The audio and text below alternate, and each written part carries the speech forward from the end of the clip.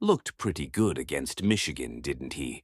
I do wonder if that was one of his best games, as QU back.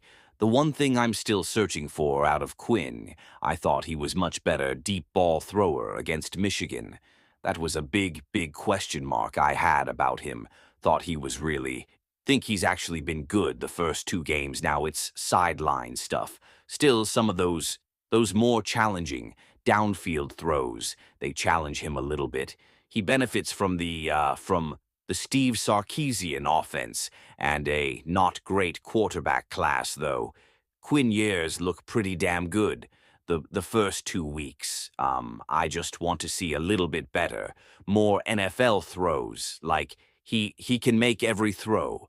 I just want to see him do it more consistently, which you might not see that much of in the Texas offense, which, by the way, is a good thing for college football.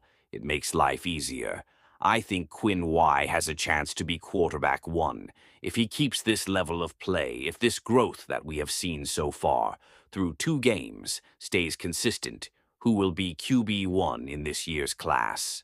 Let me know in the comments of today's show. Number 17, another Michigan player, 4 players, and they got their butts kicked by Texas. But that's what happens when you don't have a quarterback, kind of whelmed so far by the play of Kenneth Grant. Not as good as I thought he was going to be. I want to see more out of him. But he's a freaky athlete. Jalen Walker, who I'll make note.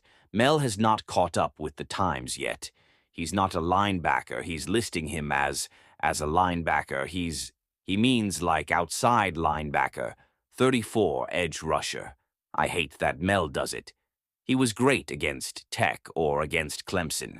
Got a chance to play for. He got like 244 snaps. Total last year wasn't really on anybody's radar. He was very good against Clemson. He skyrocketed on this list almost entirely, or at least in large part, to what we saw against Clemson. Ashton J. Boy, he sure looks like RB1. That doesn't... I mean, yeah. He ran all over Jordan Southern. It's Jordan Southern, like, let's see what he does. Let's see what he does against Oregon. How good is he going to be? Ran all over them. Boise State almost upset Oregon because of Ashton J. He's got 275 yards after contact. This season, 275 yards. That is absolute insanity to be 2 games in, and you're at 275. That doesn't happen very frequently. Uncomfortable. He's not necessarily the fastest player, but he, I think, is by far the best pure runner in this class. And I think he's going he's put himself in position, at least, to be the first back taken. In this year's NFL draft has put it in perspective, so he obviously leads the nation in rushing yards, entering Week 3 at 459. His yards after contact alone would put him 8th, if you only give him the yards that he has broken tackles on. He is 8th in rushing yards. That's insane, man. OSU's Ty Williams, the defensive lineman who does have some fan across the NFL. Nothing overly shocking to put him on there.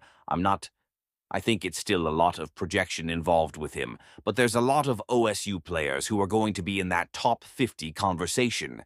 Now, if you guys love the NFL draft, we'll have more coverage for you here on Chat Sports, so make sure you guys are subscribed. Hit that sub button right now.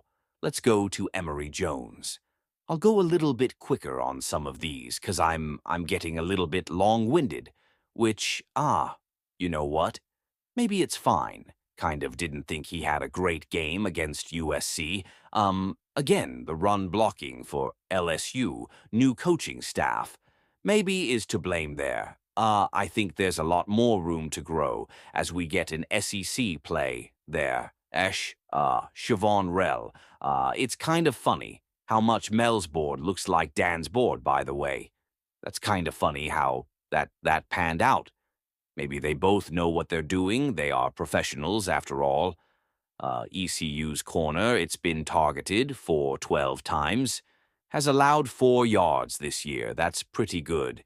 He do allow very many catches. It's the mark of a good corner. He will not be tested very much.